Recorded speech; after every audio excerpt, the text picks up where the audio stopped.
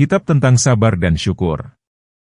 Yaitu, kitab kedua dari Rubu, yang melepaskan dari kitab Ihya Ulumuddin. Dengan menyebut nama Allah yang Maha Pengasih lagi Maha Penyayang.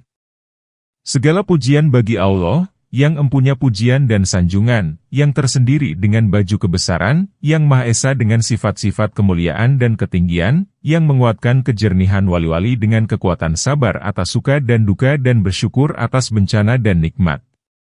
Salawat kepada Muhammad penghulu nabi-nabi dan kepada para sahabatnya penghulu orang-orang yang bersih jiwa dan kepada kaum keluarganya, pemimpin orang-orang yang berbuat kebajikan, lagi bertakwa. Salawat yang terjaga dengan kekekalan dari kehancuran, terpelihara dengan terus-menerus dari terputus dan berkesudahan.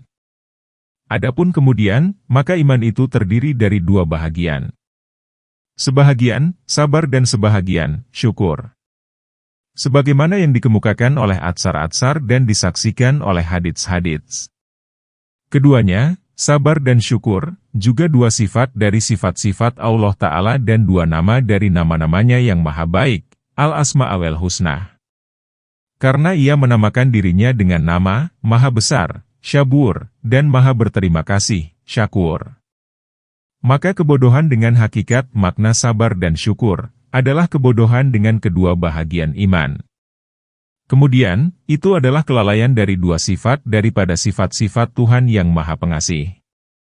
Dan tak ada jalan untuk sampai kepada mendekati Allah Ta'ala, selain dengan iman. Bagaimanakah dapat tergambar menempuh jalan iman, tanpa mengenal apa, yang dengan itu iman dan siapa yang dengan dia itu iman? Berhenti daripada mengetahui sabar dan syukur, adalah berhenti daripada mengetahui siapa, yang dengan dia itu iman. Dan daripada mengetahui apa, yang dengan dia itu iman. Maka alangkah perlunya masing-masing dua bahagian itu, kepada peperangan dan penjelasan. Dan kami akan menjelaskan masing-masing dua bahagian tersebut pada satu kitab. Karena keterikatan yang satu dengan lainnya, insya Allah Ta'ala. Bahagian pertama, tentang sabar. Dan padanya penjelasan keutamaan sabar, penjelasan batas sabar dan hakikat maknanya. Penjelasan adanya sabar itu setengah iman. Penjelasan berbeda-beda namanya, disebabkan berbeda-beda hubungannya. Penjelasan bahagian-bahagiannya, menurut perbedaan kuat dan lemah. Penjelasan tempat sangkaan perlu kepada sabar. Dan penjelasan obat sabar dan apa yang dapat diminta pertolongan kepada sabar. Maka itu semua adalah 7 pasal, yang melengkapi kepada semua maksud-maksud sabar insya Allah Ta'ala. Penjelasan, keutamaan sabar. Allah Ta'ala sesungguhnya telah menyifatkan orang-orang yang sabar, dengan beberapa sifat. Allah Ta'ala menyebutkan sabar dalam Al-Quran, pada lebih 70 tempat. Ia menambahkan lebih banyak derajat dan kebajikan kepada sabar. Ia menjadikan derajat dan kebajikan itu sebagai hasil, buah, daripada sabar. Maka Allah, Azza wa Jalla berfirman, dan kami jadikan di antara mereka itu beberapa pemimpin yang akan memberikan pimpinan dengan perintah kami, yaitu ketika mereka berhati teguh, sabar.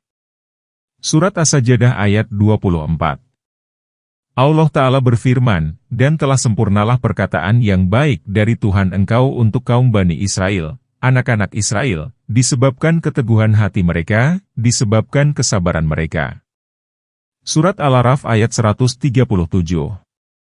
Allah Ta'ala berfirman, dan akan kami berikan kepada orang-orang yang sabar itu pembalasan, menurut yang telah mereka kerjakan dengan sebaik-baiknya. Surat An-Nahl ayat 96. Allah Ta'ala berfirman, kepada orang-orang itu diberikan pembalasan, pokok, 2 kali lipat, disebabkan kesabaran mereka. Surat Al-Qasas ayat 54. Allah Ta'ala berfirman, sesungguhnya orang-orang yang sabar itu, akan disempurnakan pahalanya dengan tiada terhitung. Surat Az-Zumar ayat 10. Maka tidak ada dari pendekatan diri kepada Allah, ibadah, melainkan pahalanya itu ditentukan dengan kadar dan dapat dihitung, selain sabar. Dan karena adanya puasa itu sebagian daripada sabar dan puasa itu separuh sabar, maka Allah Ta'ala berfirman, puasa itu bagiku dan aku akan membalasnya. Allah Ta'ala mengkaitkan puasa itu kepada dirinya di antara ibadah-ibadah lainnya. Dan menjanjikan bagi orang-orang yang bersabar, bahwa Ia bersama mereka. Allah Ta'ala berfirman, "Hendaklah kamu bersabar, sesungguhnya Allah itu bersama orang-orang yang sabar." Surat 8 Al-Anfal ayat 46. Allah Ta'ala menggantungkan pertolongan kepada sabar. Allah Ta'ala berfirman, "Ya, kalau kamu sabar dan memelihara diri, sedang mereka datang kepadamu, menyerang, dengan cepatnya, Tuhan akan membantu kamu dengan 5.000 malaikat yang akan membinasakan." Surat 3 Ali Imran ayat 125. Allah Ta'ala mengumpulkan bagi orang-orang yang sabar, beberapa hal yang tidak dikumpulkannya bagi orang-orang lain. Allah Ta'ala berfirman, "Merekalah orang-orang yang mendapat ampunan, kehormatan dan rahmat dari Tuhan dan merekalah orang-orang yang mendapat petunjuk." Surat 2 Al-Baqarah ayat 157. Petunjuk, rahmat dan ampunan dikumpulkan bagi orang-orang yang sabar. Dan penelitian semua ayat-ayat tentang kedudukan sabar itu akan panjang bila diteruskan. Adapun hadits-hadits yang menyangkut dengan sabar, maka di antara lain, Nabi bersabda, "Sabar itu separuh iman," sebagaimana akan diterangkan caranya sabar itu separuh iman. Nabi bersabda, "Dari yang sekurang-kurangnya diberikan kepada kamu, ialah keyakinan dan kesungguhan sabar." Siapa yang diberikan keberuntungan dari keyakinan dan kesungguhan sabar itu, niscaya ia tidak peduli dengan yang luput daripadanya, dari solat malam dan puasa siang. Dan engkau bersabar di atas apa yang menimpa atas diri engkau, adalah lebih aku sukai, daripada disempurnakan oleh setiap orang daripada kamu, kepadaku, dengan seperti amalan semua kamu. Akan tetapi aku takut, bahwa dibukakan kepadamu dunia sesudahku. Lalu sebagian kamu menantang sebagian yang lain. Dan akan ditantang kamu oleh penduduk langit, para malaikat, ketika itu. Maka siapa yang sabar dan memperhitungkan diri, niscaya memperoleh kesempurnaan pahalanya. Kemudian Nabi membaca firman Allah Ta'ala, "Apa yang di sisi kamu itu akan hilang, dan apa yang di sisi Allah itu yang kekal. Dan akan kami berikan kepada orang-orang yang sabar itu pembalasan, menurut yang telah mereka kerjakan dengan sebaik-baiknya." Diriwayatkan Jabir, bahwa Nabi ditanyakan tentang iman, maka beliau menjawab, "Sabar dan suka memaafkan." Nabi bersabda pula, sabar itu adalah suatu gudang dari gudang-gudang sorga. Pada suatu kali, Nabi ditanyakan, "Apakah iman itu?" Lalu beliau menjawab, "Sabar." Ini serupa dengan sabda Nabi, haji itu, Arafah. Artinya, yang terbesar dari rukun-rukun haji itu, ialah, Arafah, wukuf di Arafah. Nabi bersabda pula, amal yang paling utama, ialah, apa yang dipaksakan diri kepadanya. Dikatakan, bahwa Allah Ta'ala menurunkan wahyu kepada Nabi Daud, "Berakhlaklah dengan akhlak kau. Sesungguhnya sebahagian dari akhlak kau, ialah, bahwa aku maha sabar." Pada hadits yang diriwayatkan, Atha, dari Ibnu Abbas, bahwa ketika Rasulullah masuk ke tempat orang-orang Ansyar, lalu beliau bertanya, "Apakah kamu ini semua orang beriman?" Lalu semua mereka itu diam.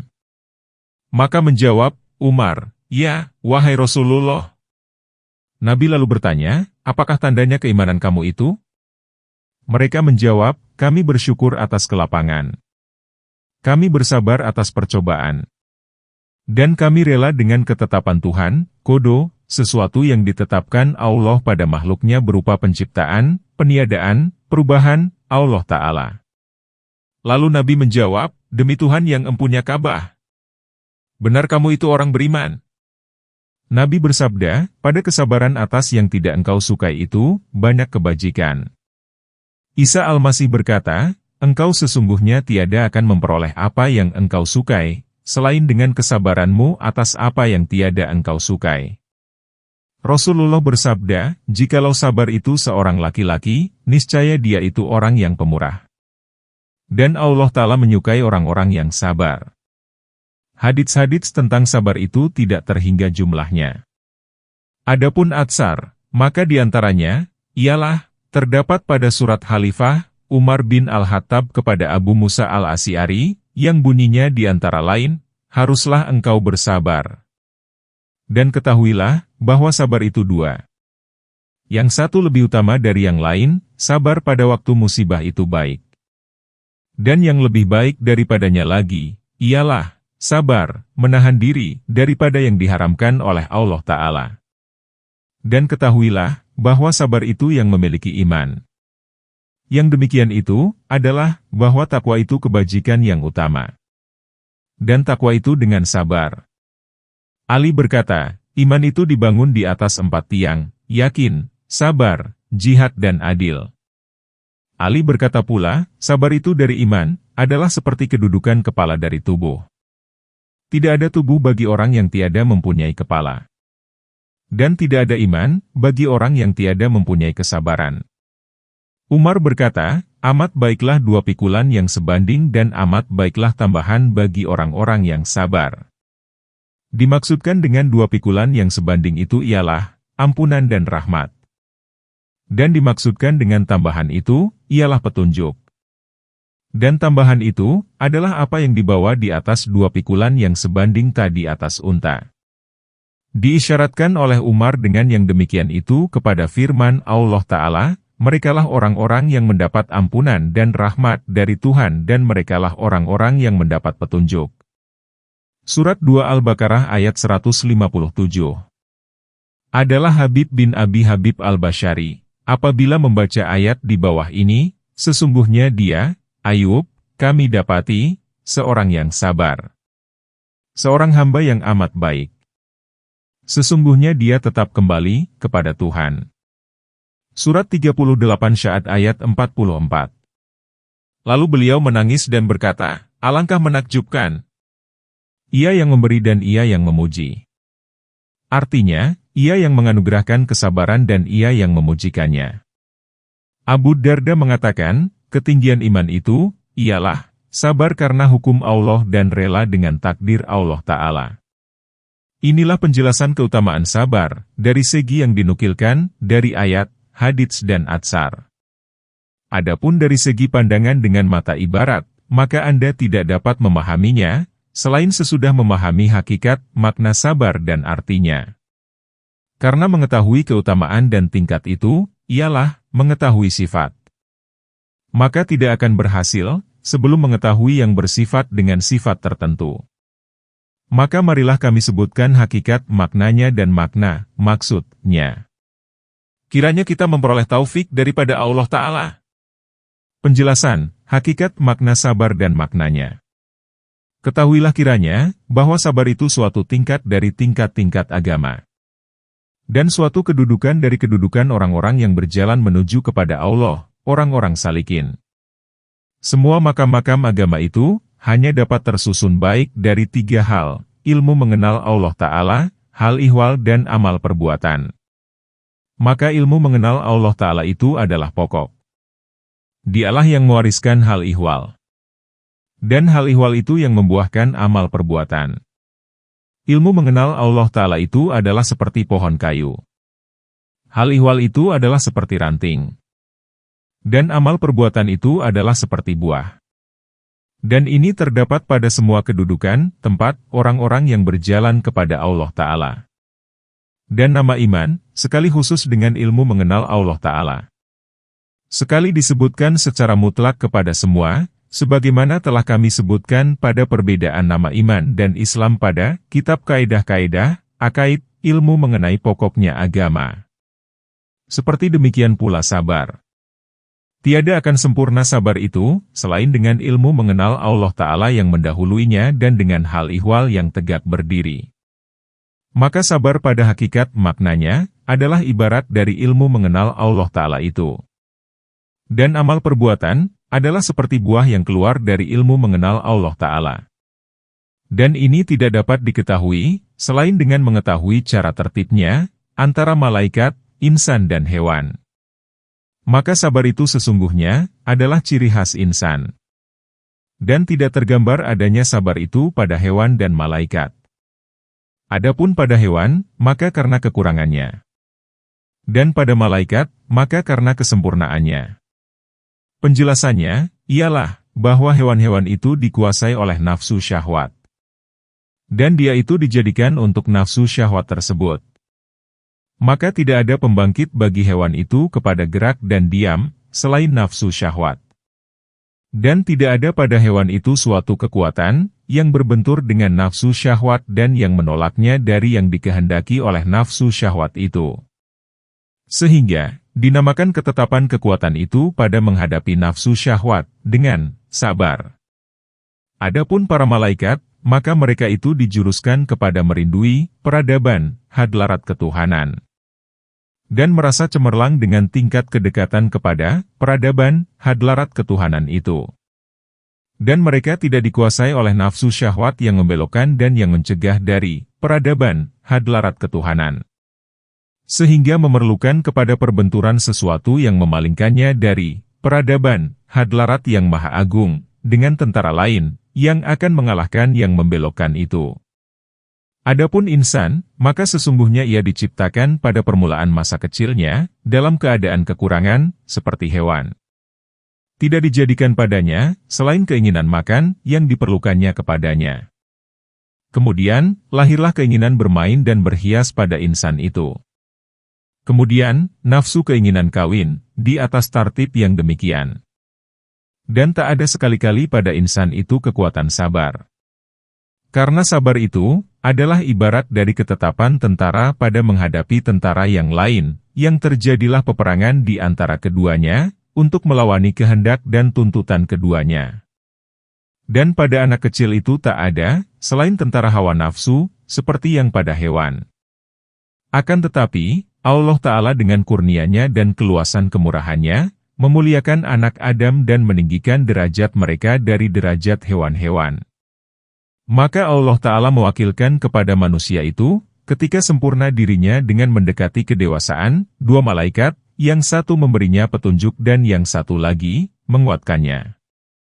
Maka berbedalah manusia itu dengan pertolongan dua malaikat tadi, dari hewan-hewan. Dan insan itu khusus ditentukan dengan dua sifat. Pertama, mengenal Allah Ta'ala dan mengenal Rasul-Nya. Kedua, mengetahui kepentingan-kepentingan yang menyangkut dengan akibat. Semua yang demikian itu, berhasil dari malaikat, yang diserahkan kepadanya, petunjuk dan pengenalan. Maka hewan, tiadalah mempunyai ilmu mengenal Allah Ta'ala. Dan tiadalah petunjuk kepada kepentingan akibat-akibat. Akan tetapi, kepada yang dikehendaki nafsu keinginannya seketika saja. Maka karena itulah, hewan itu tidak mencari, selain yang enak. Adapun obat yang bermanfaat, serta adanya obat itu mendatangkan melarat seketika, maka tidak dicarinya dan tidak dikenalnya. Maka jadilah insan itu dengan sinar petunjuk, mengetahui bahwa mengikuti nafsu syahwat itu mempunyai hal-hal yang gaib, yang belum kelihatan sekarang, yang tidak disukai pada akibatnya. Akan tetapi, petunjuk ini tidaklah memadai, selama tidak ada baginya kemampuan untuk meninggalkan, yang mendatangkan melarat.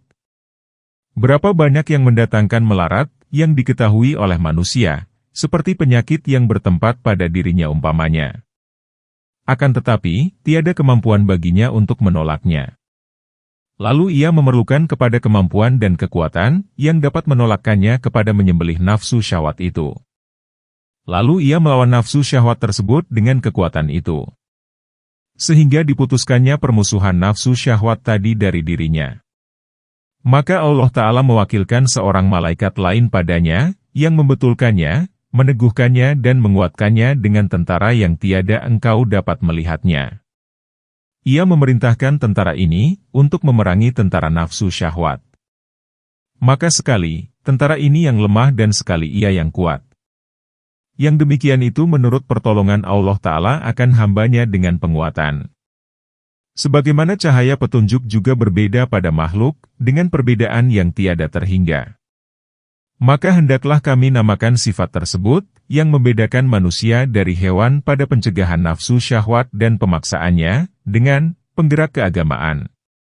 Dan hendaklah kami namakan penuntutan nafsu syahwat dengan semua yang dikehendaki nafsu syahwat itu, dengan penggerak hawa nafsu. Hendaklah dipahami bahwa peperangan itu terjadi antara penggerak agama dan penggerak hawa nafsu. Dan peperangan antara yang dua tadi berlaku terus-menerus. Dan medan peperangan ini ialah hati hamba. Sumber bantuan kepada penggerak agama itu datangnya dari para malaikat yang menolong barisan tentara Allah Ta'ala. Dan sumber bantuan kepada penggerak nafsu syahwat itu datangnya dari setan-setan yang membantu musuh-musuh Allah Ta'ala. Maka sabar itu adalah ibarat dari tetapnya penggerak agama menghadapi penggerak nafsu syahwat. Kalau penggerak agama itu tetap, sehingga dapat memaksakan penggerak nafsu syahwat dan terus-menerus menantangnya, maka penggerak agama itu telah menolong tentara Allah. Dan berhubungan dengan orang-orang yang sabar.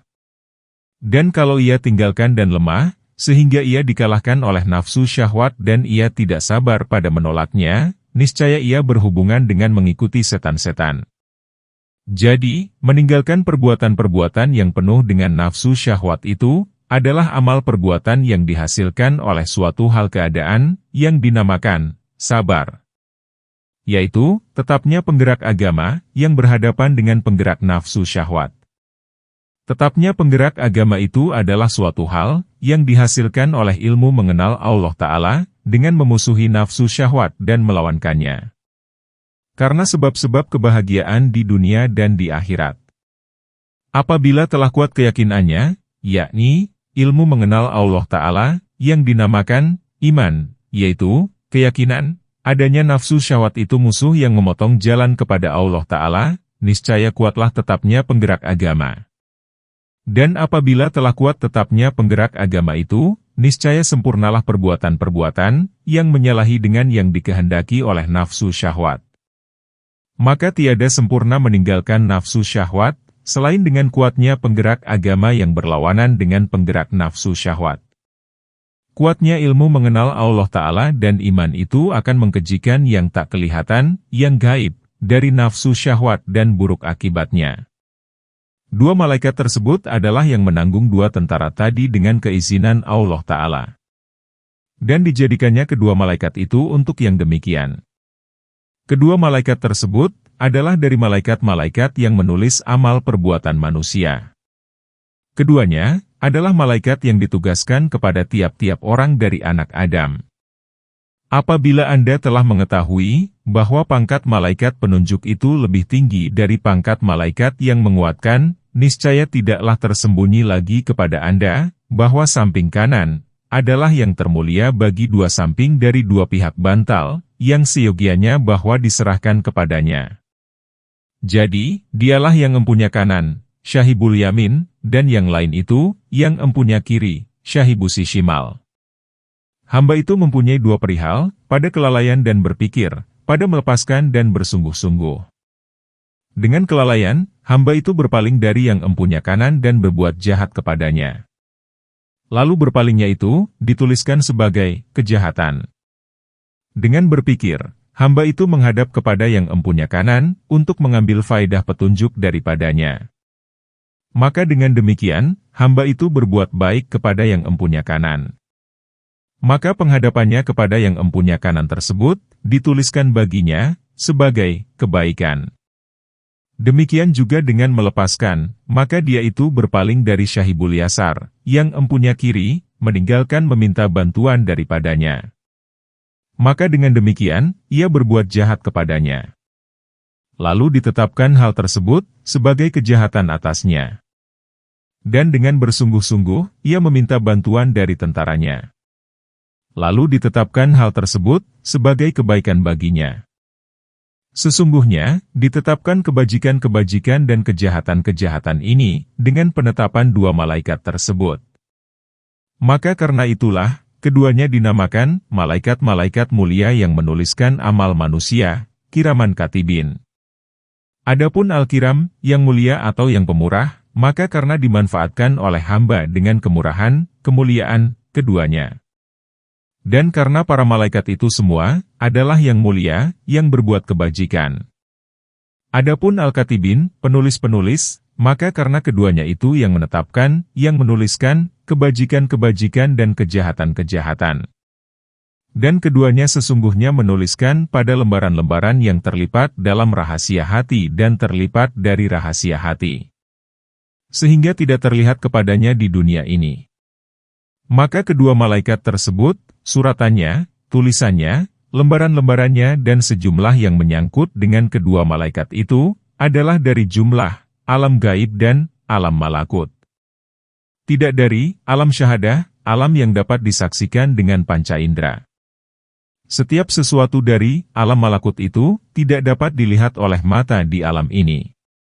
Kemudian, lembaran-lembaran amal yang terlipat itu disiarkan 2 kali. Sekali pada kiamat kecil dan sekali pada kiamat besar. Yang dimaksud dengan kiamat kecil, ialah waktu mati. Karena Nabi bersabda, siapa yang mati, maka telah berdiri kiamatnya. Pada kiamat kecil ini, adalah hamba itu sendirian. Dan pada kiamat ini, dikatakan, dan sesungguhnya kamu datang kepada kami seorang saja, sebagaimana kami menjadikan kamu pada pertama kali. Surat 6 Al-An'am ayat 94. Pada kiamat kecil dikatakan pula, cukuplah pada hari ini, engkau membuat perhitungan atas diri sendiri. Surat 17 Al-Isra ayat 14. Adapun pada kiamat besar yang mengumpulkan semua makhluk, maka hamba itu tidak sendirian. Akan tetapi, kadang-kadang akan dilakukan hitungan amal, hisab amal, di hadapan makhluk banyak. Pada kiamat besar itu, orang-orang yang bertakwa, dibawa ke surga dan orang-orang yang berdosa, dibawa ke neraka, secara beramai-ramai. Tidak sendiri-sendirian. Huru-hara pertama, ialah huru-hara kiamat kecil. Dan bagi semua huru-hara kiamat besar, ada bandingannya pada kiamat kecil. Seperti goncangnya bumi umpamanya. Sesungguhnya bumi engkau yang khusus bagi engkau itu, bergoncang pada kematian. Maka engkau sesungguhnya mengetahui, bahwa kegoncangan itu apabila bergoncang pada suatu negeri, niscaya benarlah untuk dikatakan, sesungguhnya bumi mereka sudah bergoncang. Walaupun negeri-negeri yang mengelilingi negeri tersebut tadi tidak bergoncang. Bahkan, jikalau tempat tinggal seorang manusia sendirian bergoncang, maka telah berhasil kegoncangan itu pada pihaknya. Karena dia sesungguhnya, memperoleh melarat ketika bergoncangnya semua bumi, dengan kegoncangan tempatnya. Tidak dengan kegoncangan tempat tinggal orang lain. Maka bahagiannya dari kegoncangan itu, telah sempurna, tanpa ada kekurangan. Ketahuilah kiranya, bahwa Anda itu makhluk yang paling diridai dari tanah. Dan keberuntungan engkau orang yang khusus dari tanah, ialah badan engkau saja. Adapun badan orang lain, maka bukanlah keberuntungan engkau. Dan bumi tempat engkau duduk itu, dengan dikaitkan kepada badan engkau, adalah karung dan tempat. Dan sesungguhnya engkau takut dari kegoncangan tempat itu, bahwa badan engkau bergoncang dengan sebab kegoncangan tersebut. Kalau tidak demikian, maka udara itu selalu bergoncang dan engkau tidak takut kepadanya. Karena tidak bergoncang badan engkau dengan sebab demikian. Maka keberuntungan engkau dari kegoncangan bumi seluruhnya, ialah kegoncangan badan engkau saja. Maka itulah bumi engkau dan tanah engkau yang khusus dengan engkau. Tulang belulang engkau, ialah bukit-bukit bumi engkau. Kepala engkau ialah langit bumi engkau. Hati engkau ialah matahari bumi engkau. Pendengaran engkau, penglihatan engkau dan lain-lain yang khusus bagi engkau, adalah bintang-bintang langit engkau. Bercucurannya keringat dari badan engkau, adalah laut bumi engkau. Rambut engkau adalah tumbuh-tumbuhan bumi engkau. Anggota-anggota badan engkau adalah pohon-pohonan bumi engkau. Dan begitulah kepada semua bahagian tubuh engkau. Apabila sendi-sendi badan engkau roboh dengan kematian, maka sesungguhnya telah bergoncanglah bumi sebagai kegoncangannya. Maka apabila bercerailah tulang belulang dari daging, maka sesungguhnya bumi dan bukit-bukit itu diangkat, lalu dihancurkan sekali hancur. Apabila tulang belulang itu telah hancur, maka gunung-gunung itu telah dihancurkan. Apabila hati engkau gelap gulita ketika mati, maka sesungguhnya matahari itu telah digulung. Apabila pendengaran engkau, penglihatan engkau dan panca indera engkau lainnya tidak berguna lagi, maka sesungguhnya bintang-bintang itu jatuh berhamburan. Apabila otak engkau pecah, maka sesungguhnya langit itu pecah. Apabila dari huru-haranya mati, lalu terpancarlah keringat kening engkau, maka sesungguhnya lautan itu telah terpancar-pancar airnya. Apabila salah satu betis engkau berpaling dengan yang lain dan keduanya itu adalah lipatan badan engkau, maka sesungguhnya unta-unta betina itu telah ditinggalkan. Apabila nyawa itu telah berpisah dengan tubuh, maka bumi itu dibawa, lalu dipanjangkan. Sehingga ia mencampakkan isinya dan melepaskannya. Aku tiada akan memanjangkan semua perbandingan hal ihwal dan huru-hara itu. Akan tetapi, aku mengatakan, bahwa dengan semata-mata mati itu, tegak berdirilah pada engkau kiamat kecil ini. Dan tiada luput bagi engkau, dari kiamat besar itu, suatu pun dari apa yang khusus bagi engkau. Bahkan, apa yang khusus bagi orang lain dari engkau. Maka sesungguhnya masih adanya bintang-bintang itu bagi orang lain, apakah yang bermanfaat bagi engkau daripadanya? Dan telah berguguranlah panca indera engkau, yang dengan panca indera tersebut, engkau dapat mengambil manfaat dengan memandang kepada bintang-bintang itu. Dan orang buta, sama padanya malam dan siang, gerhana matahari dan terangnya. Karena matahari itu telah gerhana terhadap dirinya sekaligus. Dan itu adalah bahagiannya daripada matahari. Maka terangnya matahari sesudah itu, adalah bahagian orang lain. Dan siapa yang pecah kepalanya, maka sesungguhnya telah pecah langitnya.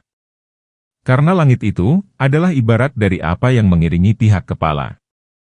Maka siapa yang tiada mempunyai kepala, niscaya tiada langit baginya. Maka dari manakah bermanfaat baginya, oleh tetap adanya langit itu bagi orang lain? Maka inilah kiamat kecil itu. Takut itu sesudah yang di bawah. Dan huru-hara itu, sesudah yang penghabisan. Yang demikian itu, ialah, apabila datang bencana yang terbesar, terangkatlah yang khusus, binasalah langit dan bumi, hancurlah gunung-gunung dan bertambahlah huru-hara itu. Ketahuilah kiranya, bahwa kiamat kecil ini, walaupun kami perpanjangkan menyifatkannya, maka sesungguhnya kami tidaklah menyebutkannya 100 dari sifat-sifatnya. Dan kiamat kecil itu dibandingkan kepada kiamat besar, adalah seperti kelahiran kecil, dibandingkan kepada kelahiran besar.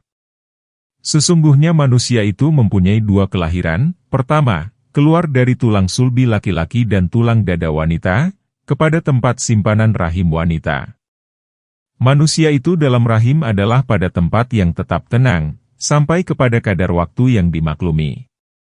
Dan manusia itu dalam perjalanannya kepada kesempurnaan, mempunyai tempat-tempat dan tahap-tahap, dari setitik air mani, nutfah, darah segumpal, daging segumpal dan lainnya. Sehingga manusia itu keluar dari kesempitan rahim ibu kepada alam dunia yang lapang.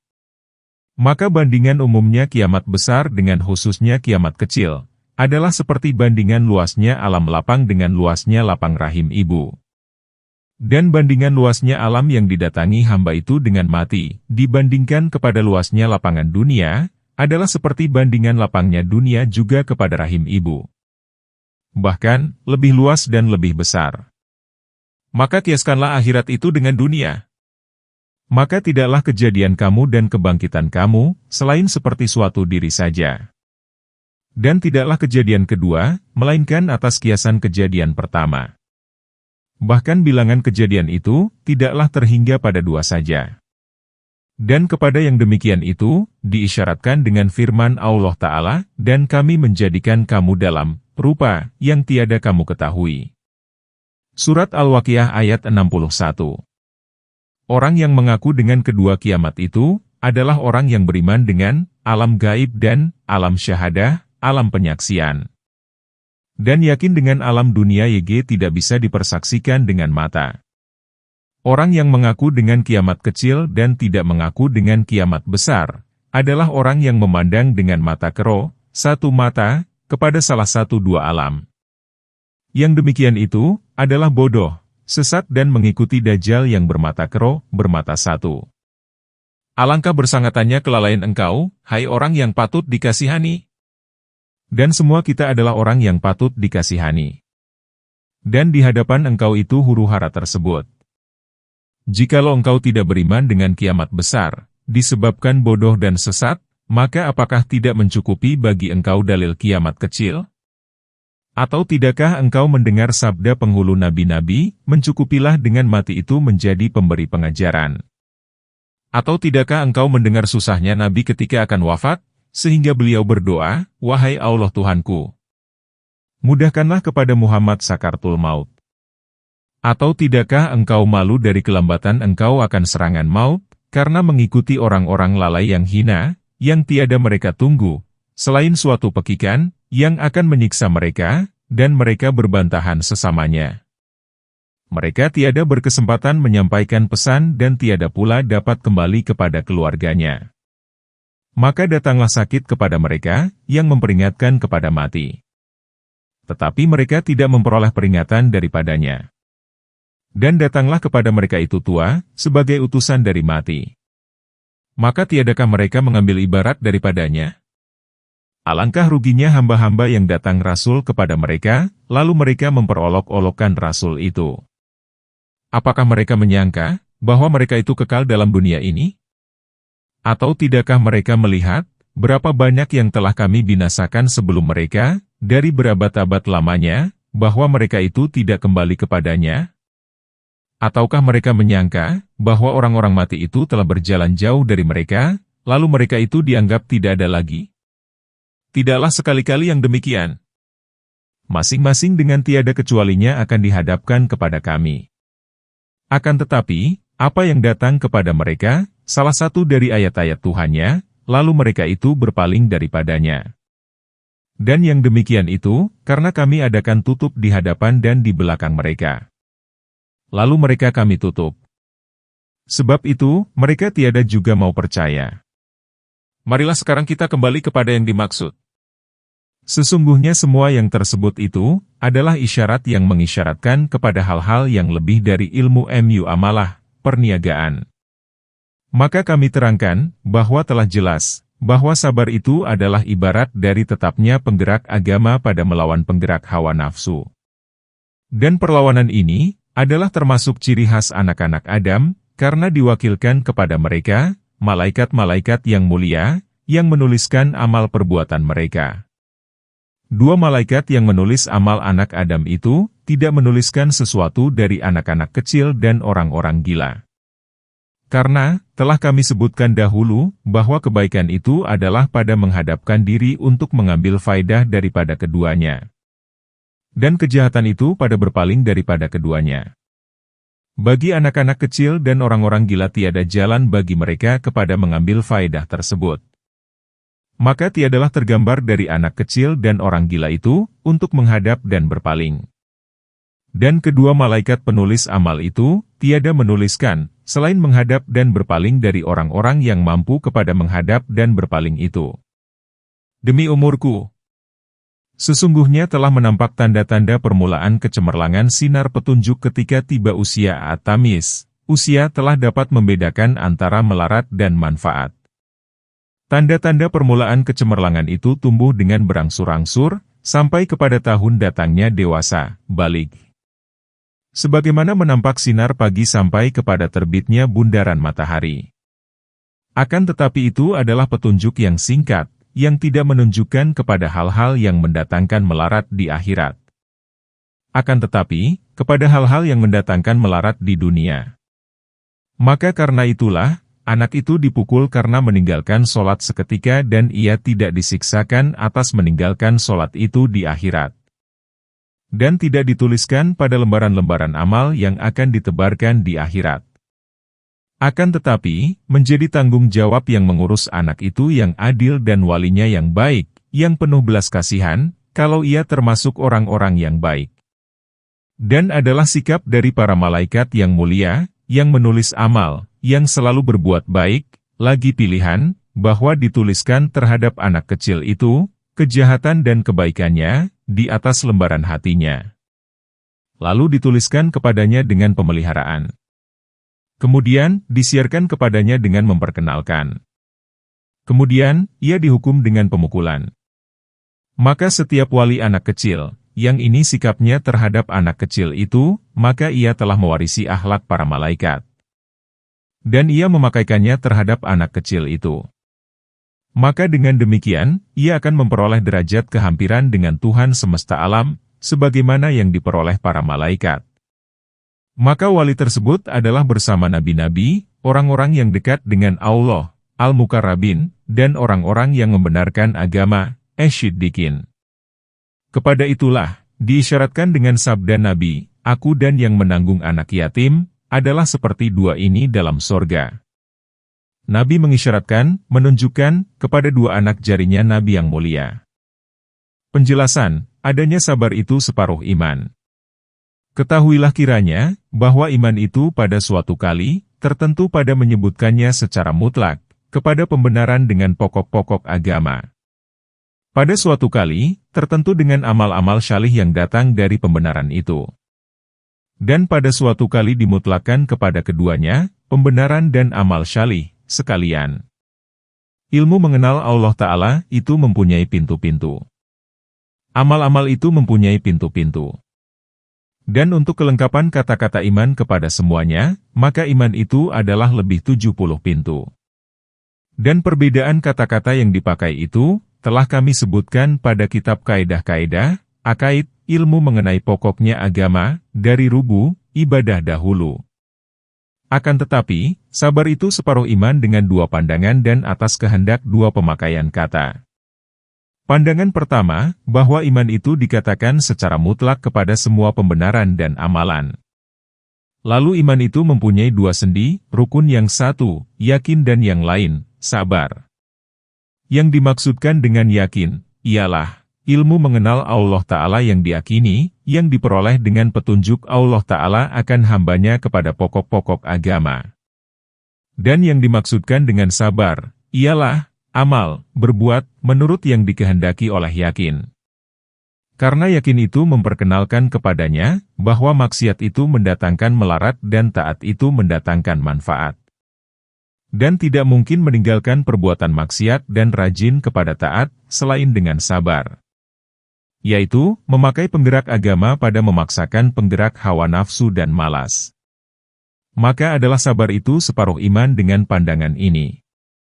Dan karena itulah, Rasulullah mengumpulkan di antara keduanya, dengan sabdanya, di antara yang paling sedikit yang diberikan kepada kamu, ialah, yakin dan keras kesabaran.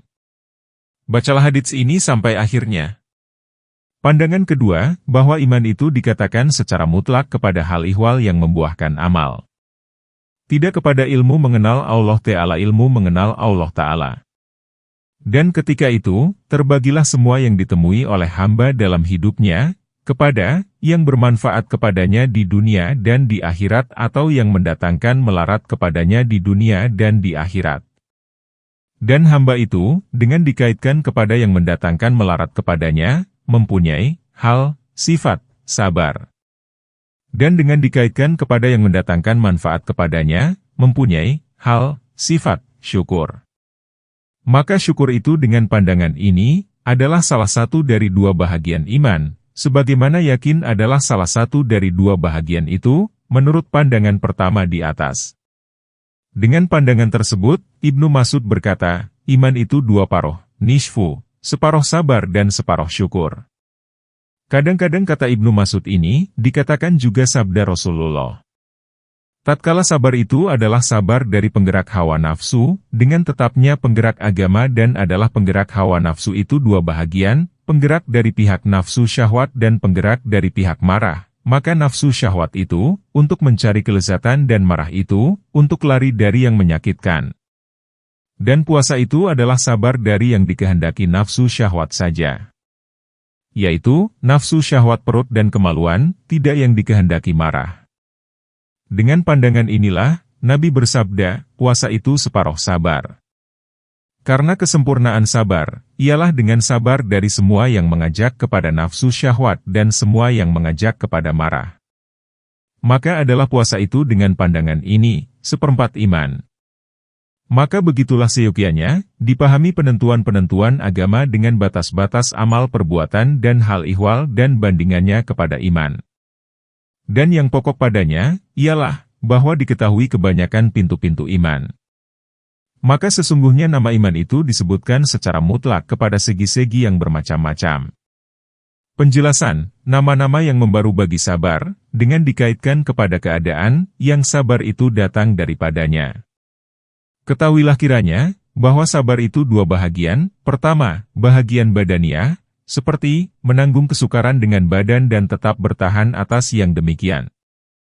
Dan ini, ada kalanya dengan perbuatan, seperti mengerjakan perbuatan-perbuatan yang sukar. Ada kalanya dari perbuatan-perbuatan ibadah atau bukan ibadah. Ada kalanya, dengan penanggungan, seperti sabar dari pukulan keras, sakit parah dan luka-luka besar. Yang demikian itu kadang-kadang terpuji, apabila bersesuaian dengan agama-agama. Akan tetapi, yang terpuji, yang sempurna, ialah sabar yang satu bahagian lagi. Yaitu, sabar diri daripada semua yang diridai tabiat dan yang dikehendaki hawa nafsu. Kemudian, bahagian ini, kalau adalah dia itu sabar dari nafsu syahwat perut dan kemaluan, maka dinamakan pemeliharaan diri. Dan kalau sabar itu dengan menanggung yang tidak disukai, maka namanya berbeda-beda pada manusia, dengan berbedanya yang tidak disukai, yang dikerasi oleh sabar tersebut. Kalau sabar itu pada musibah, maka disingkatkan saja, atas nama sabar. Dan yang berlawanan dengan ini, ialah suatu hal keadaan, yang dinamakan gelisah dan keluh kesah. Yaitu, pemakaian kata-kata bagi pengajak hawa nafsu, supaya terlepas, dengan mengeraskan suara, memukul pipi, mengoyakkan saku baju dan lain-lain. Kalau sabar itu pada membawakan kekayaan, maka dinamakan mengekang diri. Dan yang berlawanan dengan itu, ialah suatu keadaan, yang dinamakan sombong dengan kesenangan. Kalau pada peperangan dan berbunuh-bunuhan, dinamakan berani. Dan lawannya, ialah pengecut. Kalau sabar itu menahan amarah dan marah, maka dinamakan lemah lembut. Dan lawannya, ialah pengutukan diri pada yang sudah hilang. Kalau sabar itu pada suatu pergantian masa yang membosankan, maka dinamakan lapang dada. Dan yang berlawanan itu, dinamakan membosankan, mengekal hati dan sempit dada. Kalau sabar itu pada menyembunyikan perkataan, maka dinamakan menyembunyikan rahasia. Dan orang yang bersifat demikian, dinamakan penyimpan, penyembunyi, rahasia. Kalau sabar itu pada yang berlebihan pada hidup, maka dinamakan zuhud. Dan yang berlawanan dengan itu, dinamakan rakus.